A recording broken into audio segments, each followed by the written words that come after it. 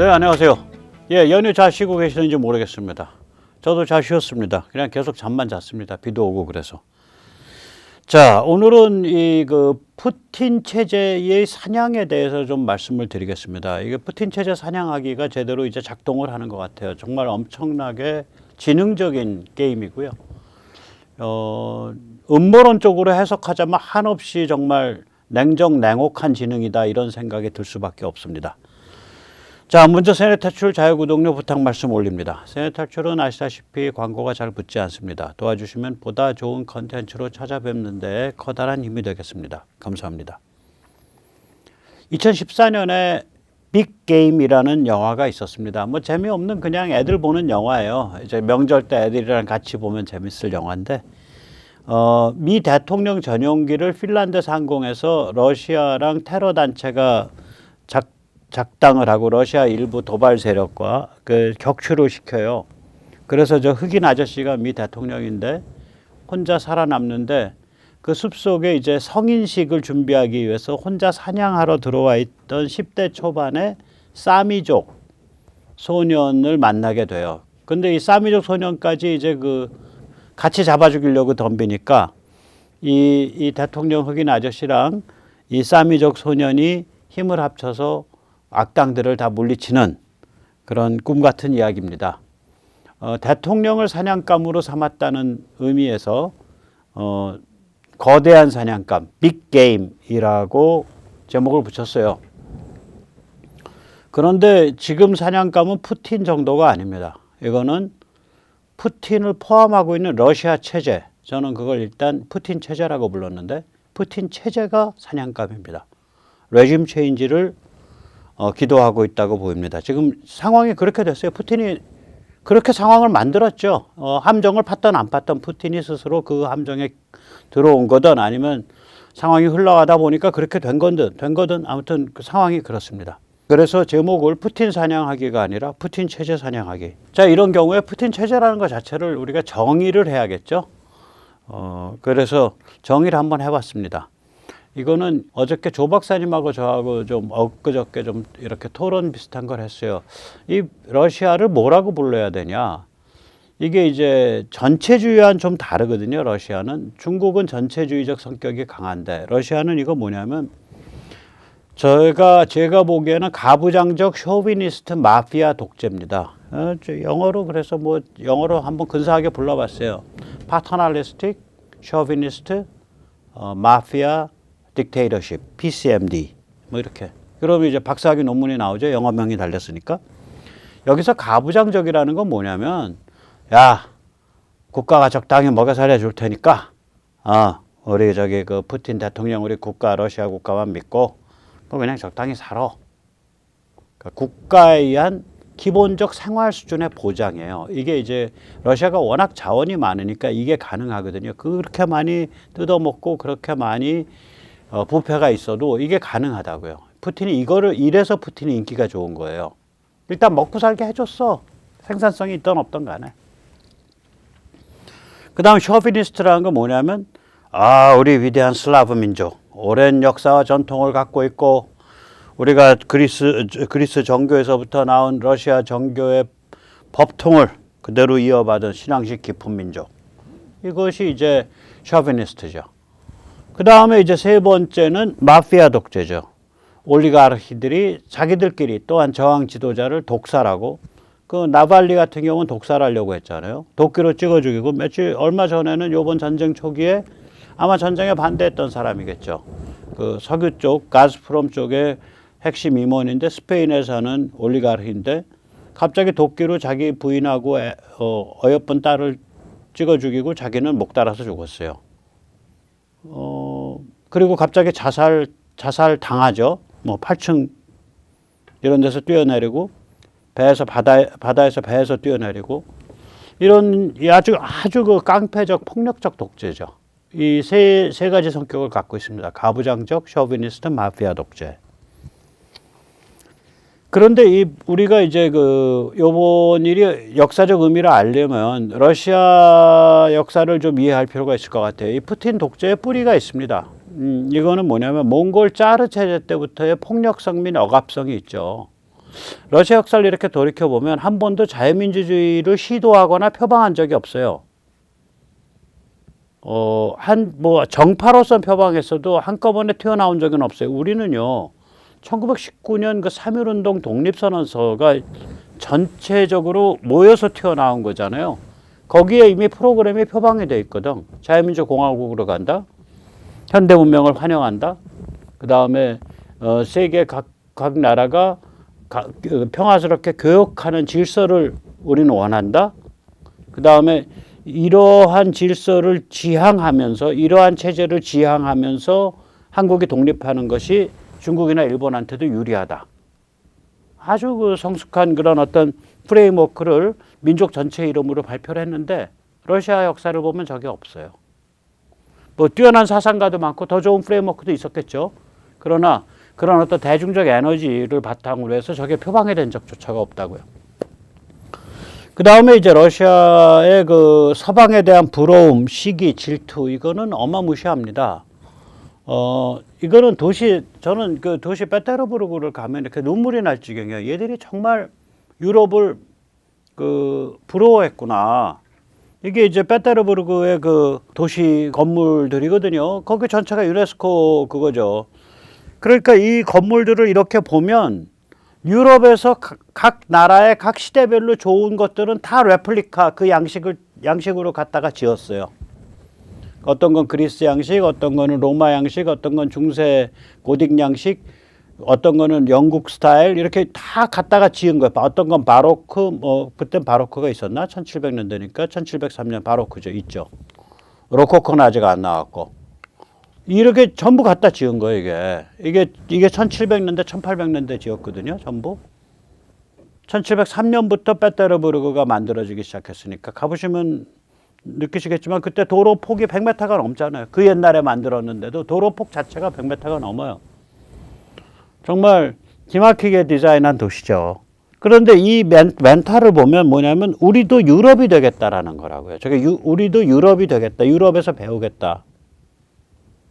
체제 자체는 어마무시한 그 지주 봉건 체제고 그 위에 황제가 딱 그 쯔아가 지배하는 그 체제인데 거기서 꼼지락달싹 못하는 체제거든요.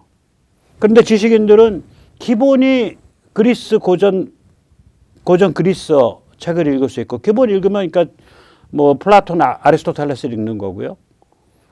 기본이 독일어를 할 줄 알고 기본이 불어를 할 줄 알아요.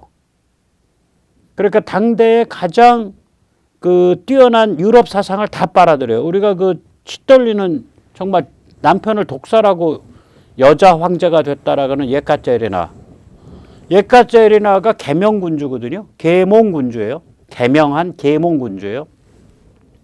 18세기 말 19세기 초죠. 예카제리나의 궁전이 그 궁정이 당대 유럽에서 가장 머리가 좋고 뛰어난 진취적 인사들의 집합처였어요.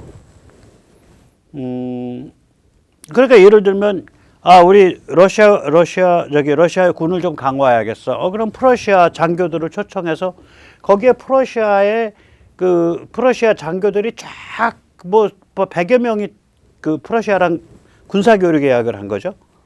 그래서 러시아 군사 체제를 바로 이제 현대화시키는 거를 이제 그 고문단이 하죠.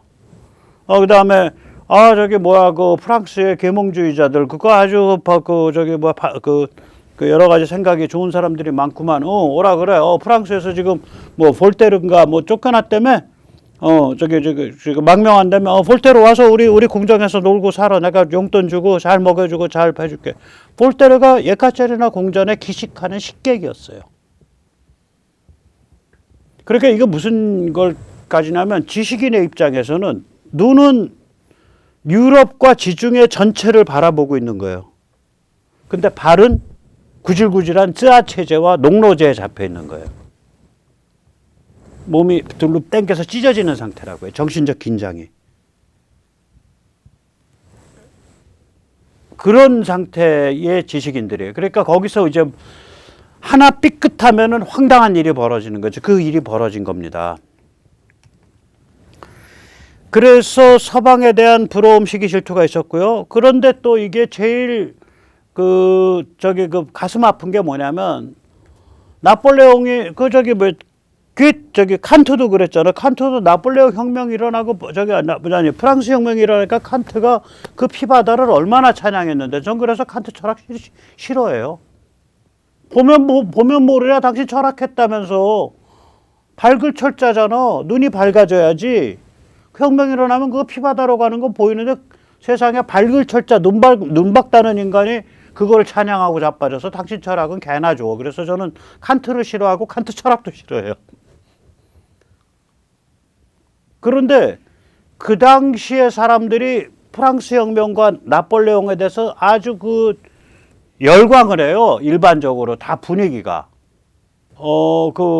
근데 이제 러시아 지식인들의 어떤 큰 딜레마는 뭐냐면 자기들이 그렇게 열광했던 프랑스 혁명과 나폴레옹이 자기들을 침략을 했다고요. 그게 1806, 7년 경제, 1800, 혁명 후에 15년 있다가 했어요. 그렇죠. 1800년, 1810년 이짝저짝일 거예요. 자기들을 침략, 1812죠. 맞죠. 차이코스키의 교향곡이 1812니까. 1811년, 12년이 자기들 침략한 해예요, 그게. 그러니까 자기들이 러시아 지식인의 입장에서, 진취적인 지식인의 입장에서 환멸이 얼마나 심했겠어요. 저기가 우리가 갈 길이야. 저게 서양 문명이야. 저게 현대 문명이야. 저게 자유야. 이성이야. 근데 그것의 대변인이라는 것들이 갑자기 모양을 확 바꿔갖고 악마의 얼굴이 돼서 우리를 침공해. 세상이 완전 거꾸로 뒤집히는 거죠. 이거를 50년 후에 다른 이 아이러니. 50년 후에, 그로부터 50년이 지나서 1860년대가 돼야 우리는 아직 6.25를 제대로 다룬 작품 안 썼습니다.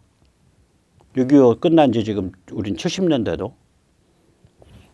여기는 톨스토이라는 인간이 있어갖고 50년 만에 그 아이러니를 다룬 대작이 나오죠. 그 작품이 전쟁과 평화입니다. 그래서 톨스토이의 전쟁과 평화를 읽으실 때는 피에르라는 백작을 가만히 보세요. 그러면은 프랑스 혁명과 나폴레옹에 대해서 열광하던 선량한 리버럴이에요. 그런데 나폴레옹이 침공해 온다 그러니까 환멸을 일으키고 모스크바에서 나폴레옹을 암살하겠다고 혼자서 되도 않는 암살 공작을 하잖아. 그러니까 영웅 나폴레옹에서 암살해야 될 악마 나폴레옹으로 순식간에 바뀌는 거예요. 1년 사이에. 그러니까 그 정신적 혼란과 충격이 얼마나 컸겠어요. 그런 러시아 지식인들이 이제 무슨 일을 겪었나를 보여드리는 거예요. 자, 그러고 나니까 이제 그래도 슬라브가 최고야. 그래도 역시 러시아지. 유럽 것들 문제 있는 거야. 우리 뿌리를 찾아야 돼. 러시아 낭만주의가 팍 튀어나온다. 그게 1811년 차이코프스키의 1812년 교향곡입니다. 그 대포 빵 소리 나는 게. 그게 의미가 뭐냐면 유럽을 그냥 따라하면 안 돼. 우리 뿌리를 가져야 돼. 그리고 우리 슬라브의 뿌리 훌륭한 거야. 위대한 거야. 이 슬라브 낭만주의가 튀어나온다고. 근데 막힌 길이잖아. 판판이 사업하면서 성공하는 거 동네마다 가면 유대인 아니면 독일인이에요. 아니면 유대계 독일인이거나 아니면 유대계 폴란드인이거나. 방앗간 지어갖고 재분소 만들고 공장 만들고. 그리고 러시아의 그 무능한 지주들은 점점 더 이제 사회적으로 쪼그라져들고. 이런 상황이 계속 펼쳐지는 게 19세기에. 낭만주의가 답이 안 나오지. 그게 쌓이니까 결국 뭐가 나와? 이놈의 세상 불질르고 무너버리겠다. 이렇게 나오는 거죠. 이건 나차예프예요. 세상에 대한 원한. 이거 조금 더 말씀드릴게요. 그리고 그게 어떤 철학적, 논리적 정합성을 가진 체제를 딱 구축한 게 러시아 공산주의 볼셰비즘입니다. 그러니까 볼셰비즘 같은 게 왜 그 나라에서 나왔는지를 이렇게 이해를 하려면 그 비극적인 지식인의 그 혼란을 우리가 보아야 돼요. 우리는 그런 상황이 아니었고 출발점도 달랐고 그 우남 이승만이 우남이 우리를 대개 한 1800년 1800그러니까 만민공동의 무렵부터 우리를 이끌었거든요. 그러니까 1898, 1899 이때부터 그렇죠. 그 무렵부터 우리를 이끌었죠. 그러니까 그때부터 우리를 1898, 1898쯤에서 이끌었다, 97쯤에서 이끌었다고 하면 그 양반이 우리를 63년 이끌어줬어요. 처음에 삐끗삐끗 갈 수 있는 거를 그 빛나는 우리의 그 잠재력을 충분히 그 삐끗거리지 않게 그러면서 이제 미국과 연결시켰고 그게 이제 1860까지니까 그 양반이 무려 63년을 이끈 거예요. 그러니까 사람들이 들고 일어나서 쫓아낼 만해. 아, 저 늙은이 지긋지긋하다 이거지. 아, 그래 당신 훌륭한지는 알겠어. 근데 좀 가줘. 그래서 또 저기 어디야 경무대에서 쫓겨갈 땐 또 다 담장 밖에서 손 흔들고 또 돌아가신 다음엔 서울에 그때 인구 100만 단신이 넘었을 때 전부 흰화셔츠 입고 그 어디야 그 저기 이화장 종로 5가서부터 동작동까지 한 30만 명 나와서 다 눈물 흘리고 저도 거기 있었어요. 우리 어머니 손잡고 광화문쯤에서 1865년이라고 기억합니다. 그 무렵. 그러니까 그런 거예요. 이게 그러니까 그 노인의 그 흔적이 너무 강하니까 말 안 듣는 똑똑한 아들이지. 말하자면 박정희는 찾아가지도 않고 그냥 발로 문질러 버렸죠. 그래가지고 좀 문제가 우리가 좀 심각하지. 근데 그럼 박정희 대통령이 잘못한 거는 아무리 잘못했어도 그 양반 마지막 잘못은 1979년에 끝난 거예요. 그 양반은 1979년 10월 27일부터는 잘못할 수 있는 자격이 없어. 세상에 안 계시기 때문에.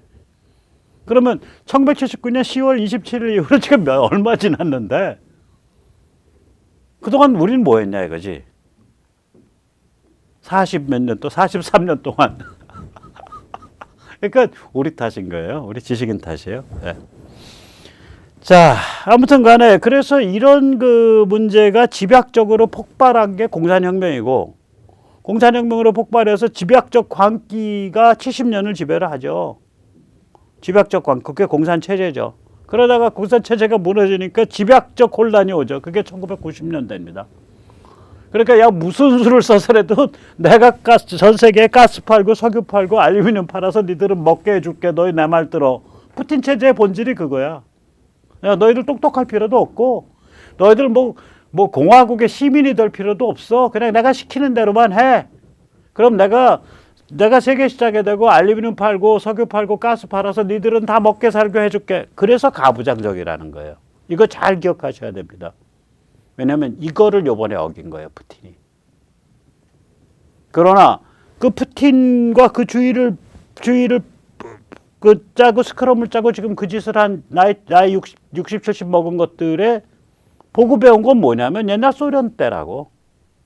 세상에 대한 적대적 관계, 세상에 대한 원한. 그 유전자가 그냥 남아있는 거예요. 그러니까 세상을 지배와 정복의 대상으로 보죠.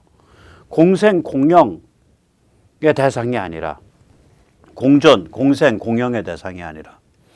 이게 뭐냐면 그 당시에 이게 제가 전쟁과 평화에 나오는 두 남자 주인공 하나가 그 베즈코프 백작의 사생아죠. 피에르 베즈코프. 나중에 그 백작의 자기와 재산을 다 물려받죠. 그리고 이제 그 공작이죠. 안드레 볼콘스키. 아주 철학적이고 스마트한 공작인데 이 공작은 전장터에 나갔다가 부관으로 장군의 부관으로 지휘관의 부관으로 근무하다가 마지막에 이제 대포 파편 맞아가지고 중상 입고 돌아왔는데 좀 세상의 삶의 뜻을 상실하고 날 수 있었는데 죽어요. 시들시들해져가지고. 그래서 이 안드레 볼콘스키는 철학적이고 사려 깊고 이렇게 흔들림이 없는데 베즈코프는 왔다 갔다 한다고. 처음엔 리버럴이어갖고 프랑스 혁명 찬양하고 막 그 러시아 사교계에 와서 처음에 전쟁 나기 전에 나폴레옹 변호하고 난리가 아니야. 그러다가 이게 퍽 덮쳐갖고 이 러시아에 대한 침략군이 되니까 확 뒤집히니까 저 나폴레옹 저거 죽여버리겠다고 모스크바에서 암살 공작 가잖아요. 물론 워낙 실력이 없고 그냥 사병가여서 흐지부지해서 끝났는데 이런 일은 많아요. 베토벤도 똑같아요. 베토벤이 프랑스 혁명과 나폴레옹에 대해서 엄청나게 저거 했습니다. 그래서 그 사람의 그 교향곡 에로이카가 영웅이 나폴레옹한테 바쳐진 거죠. 교향곡 3번이 심포니 넘버 3가 그게 1804년경에 나온 거거든. 그래서 나폴레옹이 1804년에 황제가 되는 걸 보고 영어로 말하면 He's only a rascal like all others. 저 다른 사람들랑 똑같이 저 땡땡이 저거 악당일 뿐이야. 그렇게 얘기했다 그래요. 그러니까 이 당시의 진취적 지식인들이 그 프랑스 혁명에서부터 나폴레옹 전쟁까지 시기에 겪었던 그 정신적 혼란이 뭔가, 특히 그게 제일 심각하게 아이러니가 벌어진 곳이 러시아고 그 다음번에 심각한 데가 독일이에요. 독일은 칸트까지도 거기에 열광해서 박수쳤을 정도로, 그러면 현실이 그 아주 고루한 그 프러시아 왕과 그 조각조각 나눠진 귀족, 조각조각 나눠진 지주들이 꽉 지배하는데 지금 영국은 날아가고 있고 갑갑해 죽겠는데 프랑스가 퍽 치고 올라오니까 야, 저게 새로운 세상이야, 저게 새로운 길이야 하고 그냥 눈이 땡그레져 가지고 박수 치는 거지. 그게 피바다라고 하고 개판으로 가는지도 모르고. 그러니까 그냥 칸트가 철학자가 아니어서 그냥 그렇게 떠든 사람 많아요. 예를 들어서 미국 독립운동의 그 문필가로 이름 날렸던 토마스 페인은 아주 그건 자코뱅에 빠져. 그 피바다 완전히 빨았죠. 그러니까 저기 그 파리에 가서 살았고, 그 당시 사람들이 그런 사람들이 많아요. 그게 무슨 새로운 길인 줄 알고. 저거 마찬가지입니다. 저기 뭐야 저기 공산혁명에 대해서도 마찬가지예요. 그러니까 우남이 1922년인가 23년에 공산당이 왜 안 되는가 5가지 이유를 들잖아요. 넘버 원은 공산당은 사유재산을 없애는데 사유재산 없애면 사람들이 게을러진다.